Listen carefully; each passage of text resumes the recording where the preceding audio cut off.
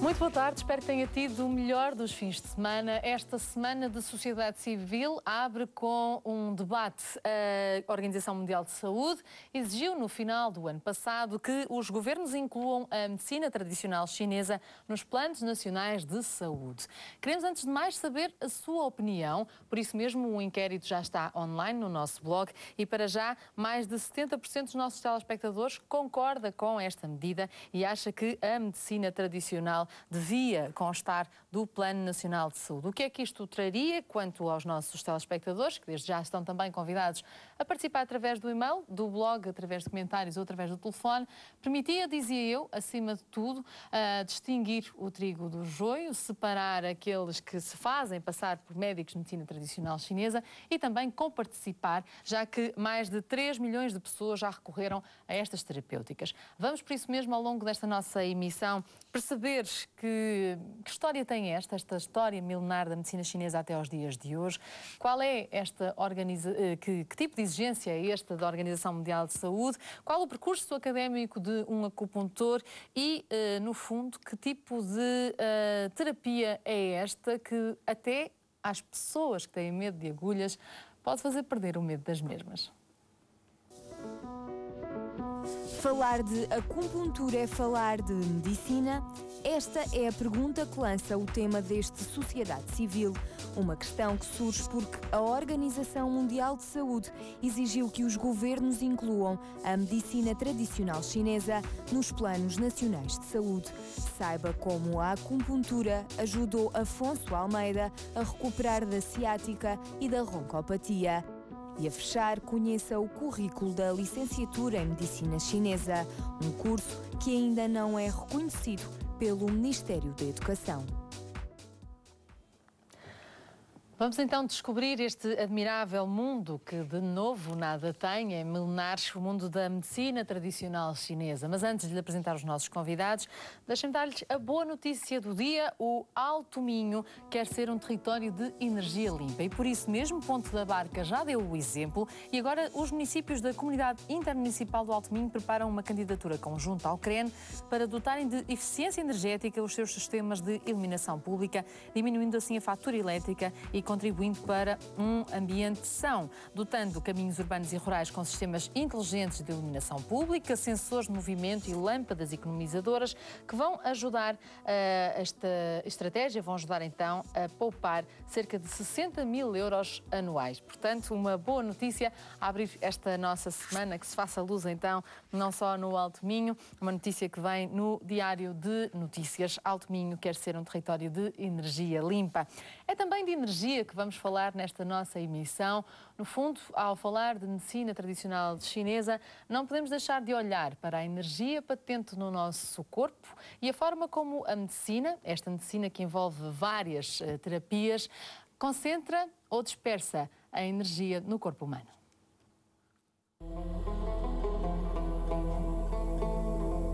Sabia que os portugueses tiveram um papel importante na divulgação da medicina tradicional chinesa por todo o Ocidente?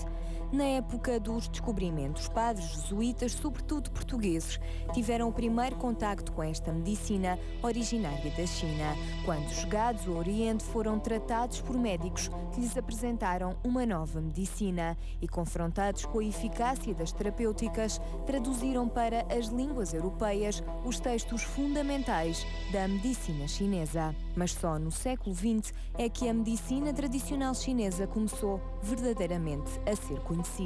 Para isso, contribuíram as colónias francesas, inglesas e portuguesas no Oriente, que permitiram aos ocidentais um maior conhecimento e um reconhecimento do êxito da medicina chinesa.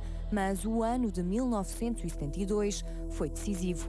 Neste ano, o presidente americano Richard Nixon visitou vários hospitais chineses e durante esta viagem foi a medicina chinesa que lhe curou uma constipação. 10 anos depois, em Portugal, começaram a surgir as primeiras clínicas dedicadas a esta medicina. Mas, ao contrário de países como França ou Alemanha, onde há muito que a medicina chinesa é legalizada e subsidiada pelo Estado e onde existem universidades públicas que se dedicam ao ensino desta medicina, Portugal não reconhece a medicina tradicional chinesa como um todo. A atual lei das medicinas alternativas apenas reconhece algumas das terapêuticas usadas, como a acupuntura e a fitoterapia, ou seja, o tratamento feito à base de plantas. Apesar de existirem apenas em clínicas privadas, estima-se que 3 milhões de portugueses tenham já recorrido às medicinas alternativas. E por Portugal não ser um caso isolado, recentemente a Organização Mundial de Saúde, no encerramento do Congresso Nacional de Medicina Tradicional Chinesa, realizado em Pequim, exigiu a integração desta medicina nos planos nacionais de saúde. A Organização Mundial de Saúde alertou para o direito e o dever dos cidadãos participarem individual e coletivamente nas decisões do seu sistema de saúde, incluindo o acesso à medicina tradicional chinesa.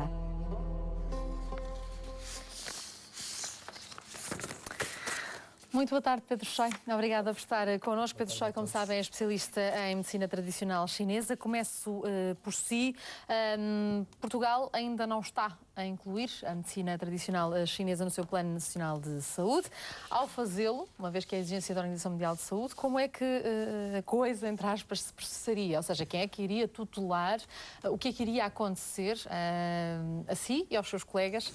Bom, eu acho que, em primeiro lugar, o que seria normal é que se avançasse mais rapidamente na regulamentação das terapias não convencionais, até porque a medicina chinesa fazia parte do projeto de lei, que foi transformado em lei em 2005, em 2003, e que, entretanto, foi desincluída da própria lei. A lei não contempla a medicina tradicional chinesa, contempla, sim, a acupuntura e a fitoterapia. Portanto, era o primeiro passo a dar. De qualquer forma, o Estado português era suposto ter regulamentado em 180 dias, já passaram 6 anos. Estou convencido que a curto prazo essa regulamentação sairá.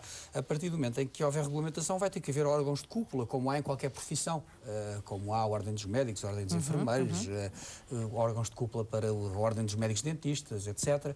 Eu penso que terá que haver um órgão de cúpula, chame-se Ordem ou outra coisa qualquer, para a medicina chinesa e para a acupuntura, e que evidentemente terá que ser subordinado ao Ministério da Saúde, como tem que haver uma instituição estatal que, de certa forma, esteja por cima destas estruturas. Evidentemente que aquilo que me parece lógico, a bem do cidadão e dos cofres do Estado português, é a inclusão destas metodologias diretamente no Serviço Nacional de Saúde. Por exemplo, os centros de saúde seria uma excelente maneira de começar. E por que não também hospitais, mas... Há médicos em quantidade suficiente? É perfeitamente possível, e isso não é perfeitamente possível. Neste momento eu penso que haverá cerca de 2.000 especialistas de medicina chinesa em Portugal. Não chegarão neste momento para contemplar a totalidade, mas é possível, uma vez que existem várias escolas em Portugal e várias escolas com qualidade, é possível formá-los, e se as pessoas sentirem que têm uma saída profissional, haverá maior adesão também em relação à procura do ensino. De momento, eu penso que é muito provável que a maioria dos 2.000 que já exercem em Portugal tivessem até disponibilidade para fazer uma parte a nível hospitalar.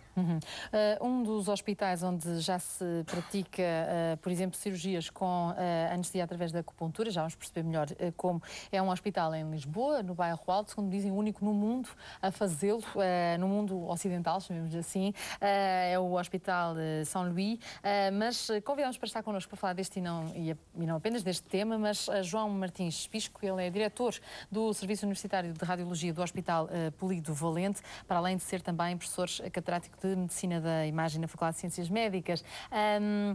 Faz sentido, portanto, congregar, quanto a si, o melhor destes dois mundos, a medicina convencional e a medicina tradicional chinesa? Mas perfeitamente, quer dizer, como é que isso surgiu? A embolização das artérias uterinas normalmente costumava ser um procedimento muito doloroso. E a dor foi um sintoma que me sempre preocupou. E há cerca de 3 anos fui procurado por uma paciente que, ao explicar-lhe detalhadamente a técnica no Hospital São Luís, como sempre faço a todas as doentes, me sugeriu e me pediu se não poderia ser tratada sob a acupuntura. Disse que sim, contatei o Mitsuharu Tsuchiya, que se disponibilizou a anestesiar a doente mediante a acupuntura. Efetuei a imunização do fibromioma sem dor nenhuma e a doente foi para casa no mesmo dia. A partir de então, foi possível tornar disponível, não é?